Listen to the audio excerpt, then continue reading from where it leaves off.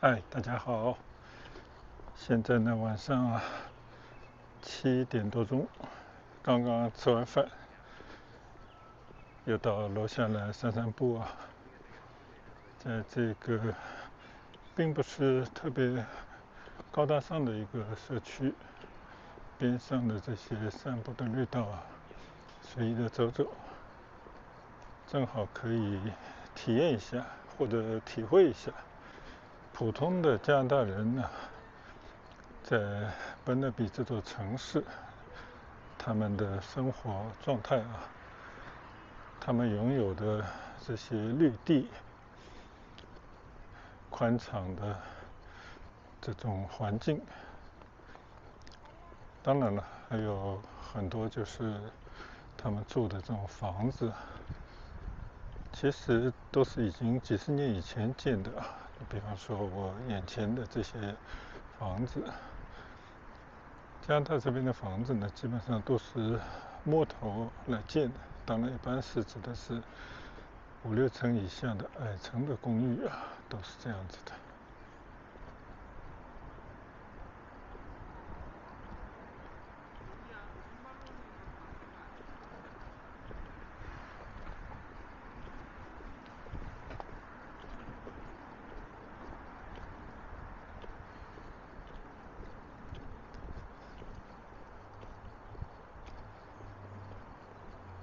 刚刚是一个3口之家，听他们讲话呢，应该都是亚洲人吧，但我没听出来具体是从哪个国家来的。很多人都是一样啊，就是普通的社区呢，就是过普通的生活，在自己心安理得的这种状态底下，其实每个人都是平等的。而且加拿大这个国家呢，号称多元文化，也就是说，不管你是从哪里来，你姓什么，你讲什么语言，你们自己都有一些什么样的人际关系，一概得到尊重。特别是比较大的族群啊，比方说像华人这样的群体，包括一些其他地方的来的，像印度啊，像这种墨西哥人啊等等，这种相对人数比较多的这种群体呢，那更是有自己的活动、自己的社区，甚至有自己的商业中心，还有他们信仰的一些教会或者是道场等等啊，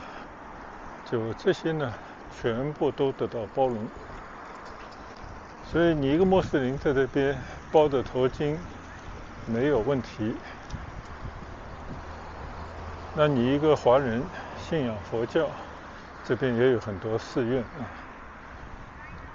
就这些呢，我就觉得是一种人跟人之间的尊重。那同时呢，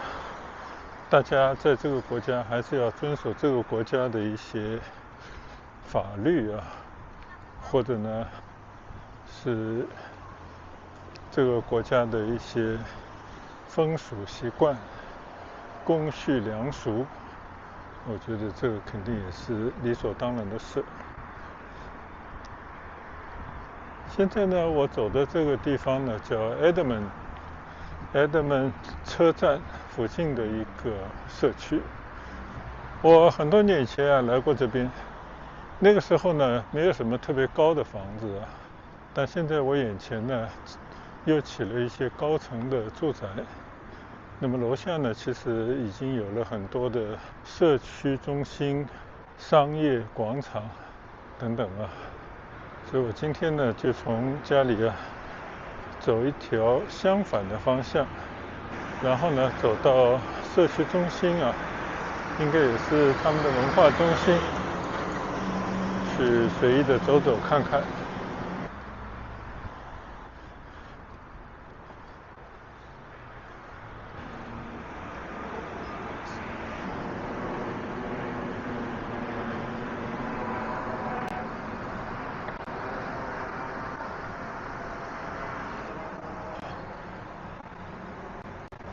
我看到对面呢有一家我去买过东西的店啊，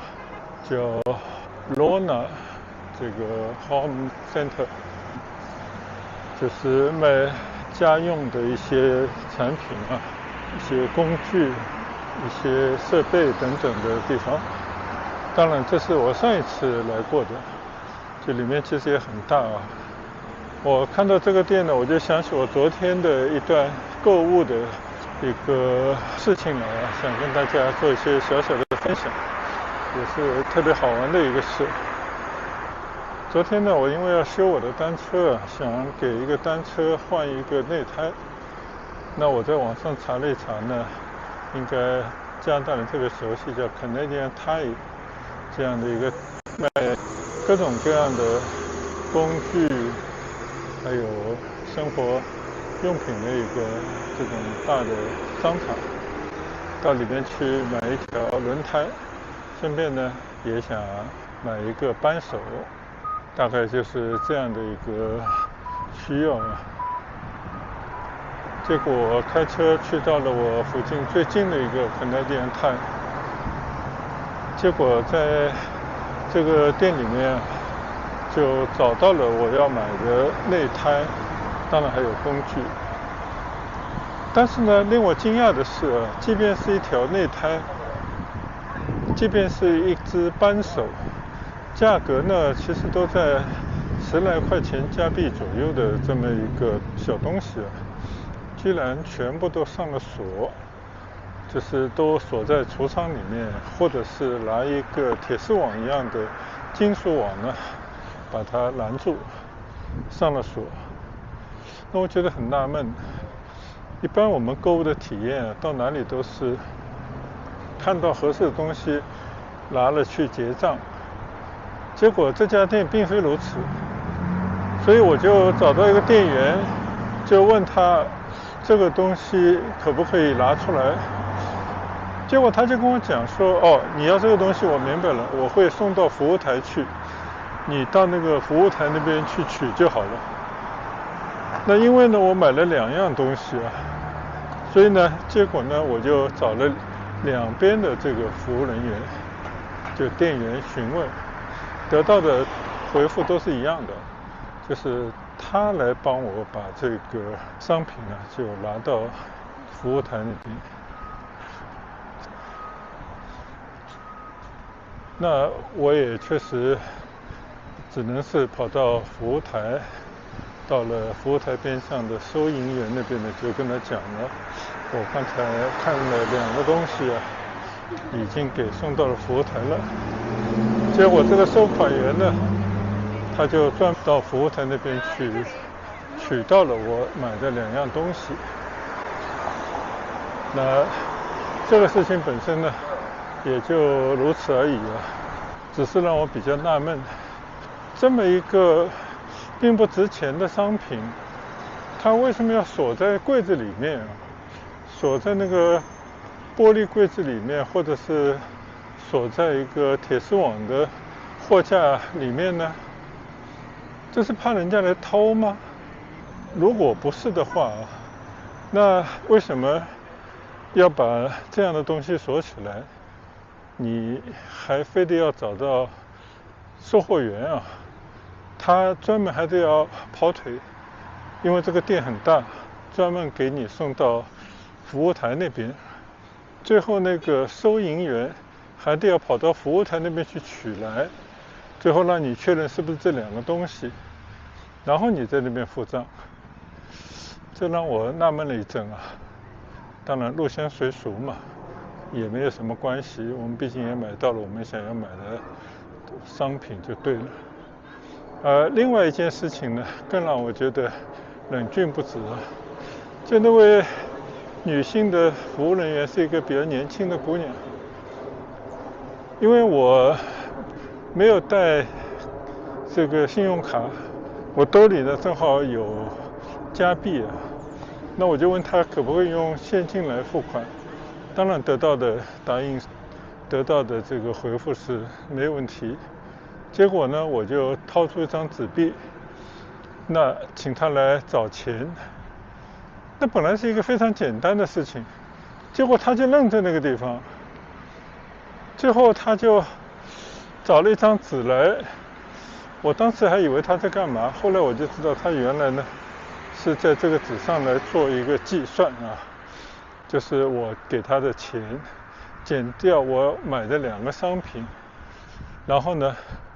还需要找我多少钱。我想这个连小学都没毕业的人都应该搞得清楚啊。结果他硬是在那边算了好几遍，甚至途中一度还想向他的一个同事来求助。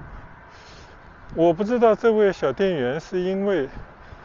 他们从来没有收过现金啊，都是刷卡的呢，还是说真的他就是脑瓜子不大灵光啊，对这个数学真是一窍不通。这让我真的觉得蛮好笑的一个事情啊。当然我没有任何取笑他的意思，因为每个人的智商肯定也是不同的。做这样的工作也不需要非常高的这种计算能力，但是找钱这样的事，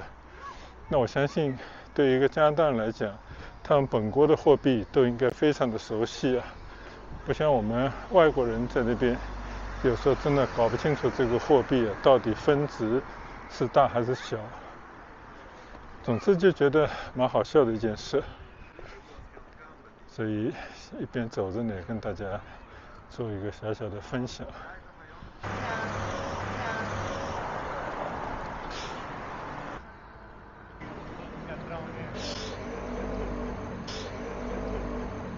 那我现在呢，我已经来到了他们 Edmonds 的一个社区中心。我正对的呢，其实是一个室内的游泳场啊。那我们以前带着我们的小亲戚到这边来游泳。你可以看看啊，一个刚刚我还说到一个非常普通的一个社区，但是他们的这个社区中心呢，其实并不普通。我觉得到里面啊，我以前就逛过，这真的是感觉这个社区中心一个免费供市民使用的一个各种文化设施、体育设施啊，这真的是做得非常之好的啊。当然我拿着相机呢，我就不打算到里面去打扰别人了，因为那边就是游泳场，很多人可能穿的比较少，所以呢，我就在这个社区中心门前的这个公园啊，这个公园也非常不错，我们就这边稍稍的走走。我还发现这个地方呢，有个花架子，爬满着一些植物，这就感觉好像有点像我们在上海看到这种紫藤，只不过呢，这里的花就是紫色的并不多，这种黄色的、米黄的颜色的花倒是不少。你看这个藤蔓已经变成了这个凉亭了。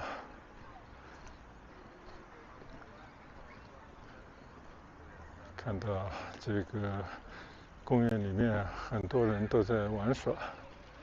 你看这个爸爸踩着单车，后面跟着他的小孩，哇，这个也太可爱了吧！就这样踩着，小孩在后面跟着，也在帮忙的一起踩。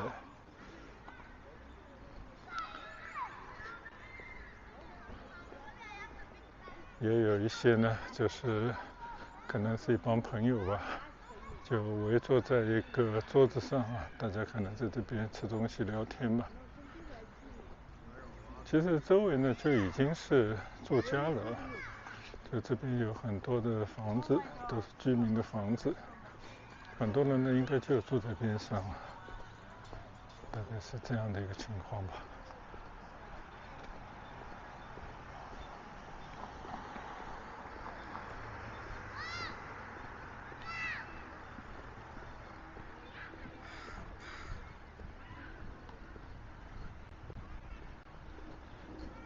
在这样的吃了晚饭的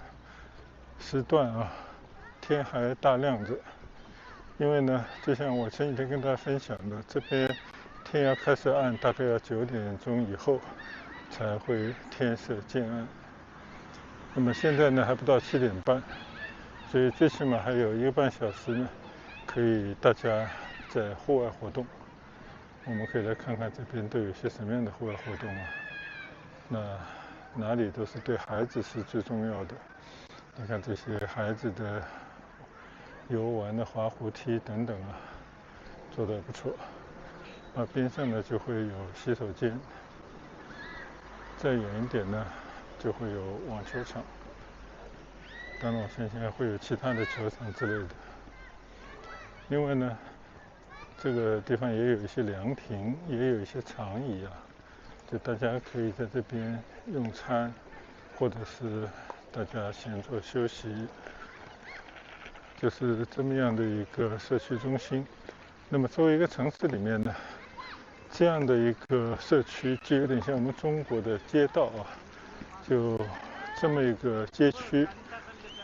它就称之为一个社区。在这样的一个社区呢，就会有他们自己的文化中心、体育设施，有这样的公园。你看啊，前面除了有网球场以外呢，还放了好几个乒乓球桌啊。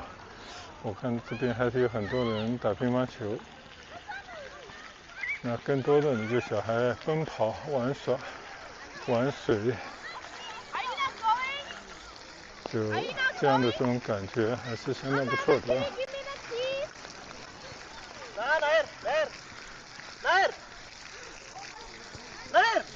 就在这个社区中心、社区公园边上呢，其实也建了一些房子。你看前面的这高楼呢，是一个叫 Highgate 商业中心边上的一些住宅。我最近的前面的房子呢，就是3层楼的一种低层的，因为我想象就是廉租房。就是呢，这个地方有很多这种旧的廉租房啊，一般呢都是靠近一个比较中心的地方，或者是离商业比较近的地方，这样大家呢生活起来就比较简单，不需要车，应该也都是可以生活的地方。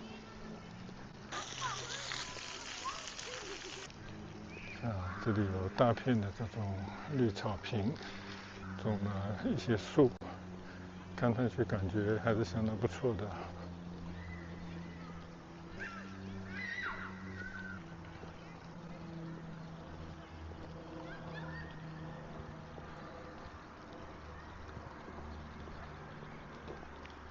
跟上一次我来温哥华相比啊，那个时候是我时隔很多年重新回到这个国家再来看一看。但这一次呢，我其实仅仅就是隔了半年左右的时间又一次来到这里，所以呢，我对那种街景啊，对于风景来讲，因为上次已经拍过一些，跟大家有过一些分享。那这一次呢，我就想着有没有可能去探索一下普通老百姓的生活，还有他们的这种生活或者是观念，也包括他们的平时的这种习惯啊，给我有些什么样的感受。所以呢，我也是抱着这样的目的啊，就是想跟大家交流一下。这个其中呢有我遇到的一些事，就像今天我跟大家分享啊，就是在一个叫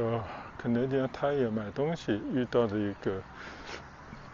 挺有意思的，我觉得以前没遇到过这种购物的体验。那同时的话呢，其实也有很多其他的一些感悟，就像我前几个视频跟大家分享的，比方说在这边开车，那跟在中国开车有什么不一样的地方？比方说这边的老百姓啊，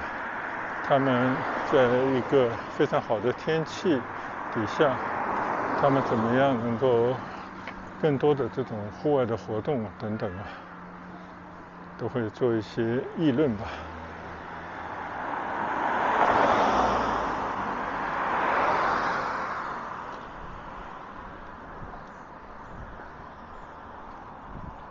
其实这个社区中心边上呢，就是普通的住宅区了。那这边的住宅区呢，现在是新旧共同存在。那以前的老社区呢，肯定就是以一些独立屋这种房子为主，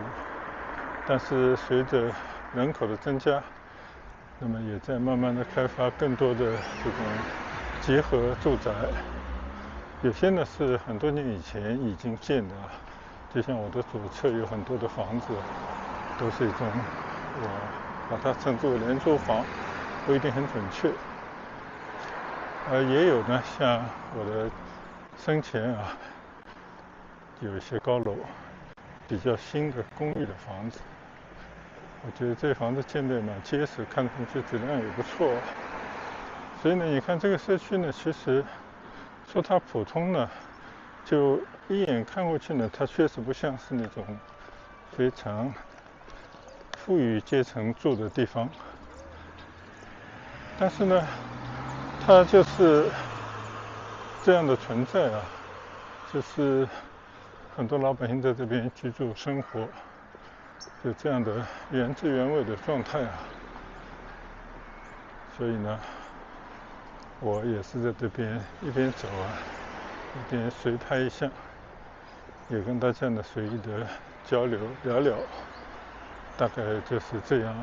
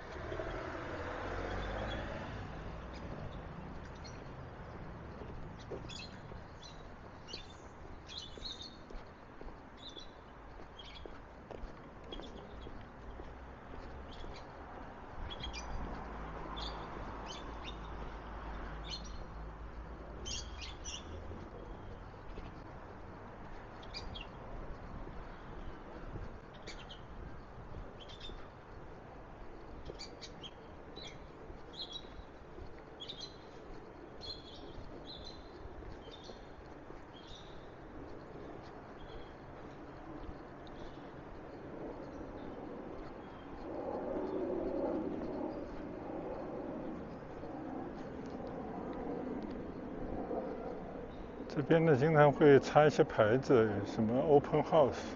就是房子要卖委托了这个经纪，这个地产经纪呢就会做一些大家可以在约定的时间去看看这个房子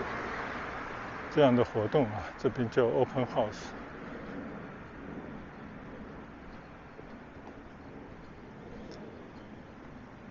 我的右侧呢，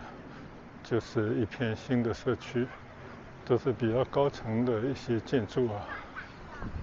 那其实这边呢，下面其实还都是一些商业的设施，开了不少的店所以这边的人呢，购物就非常的方便。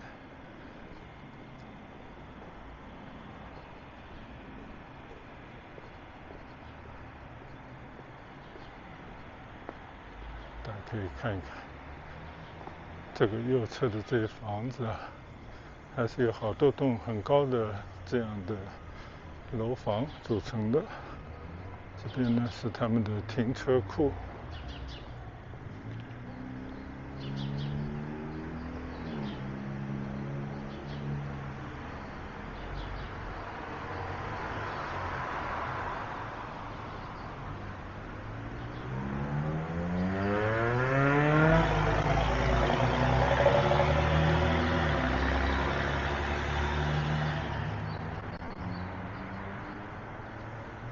在这边呢，大家可以看到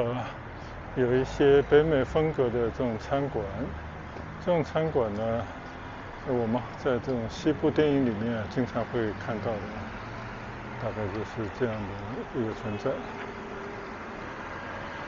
所以刚刚我们看到这个社区的边上呢，这边就是他们的一个小的商业中心，或者叫商业广场这里边呢就有超市、有药房、有各种各样的设施，当然也有很多的餐馆。这个底商呢，有各种各样的诊所。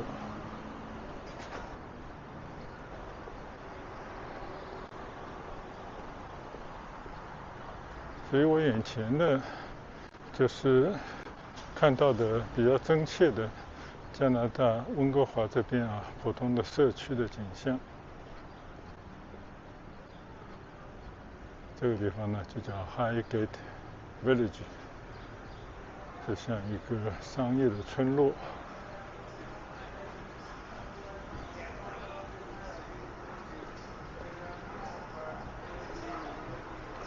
它这个设计呢，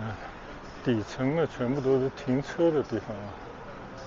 你看车都停在下面，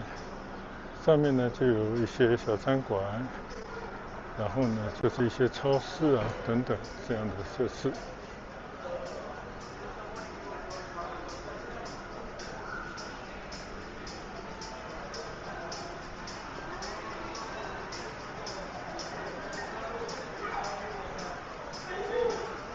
我记得原来这个地方叫 Saigon， 现在好像改牌子了吗？好吧。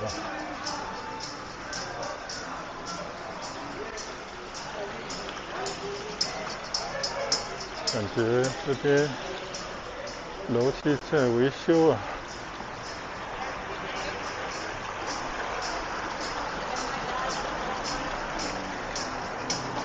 大街上还有人在那里表演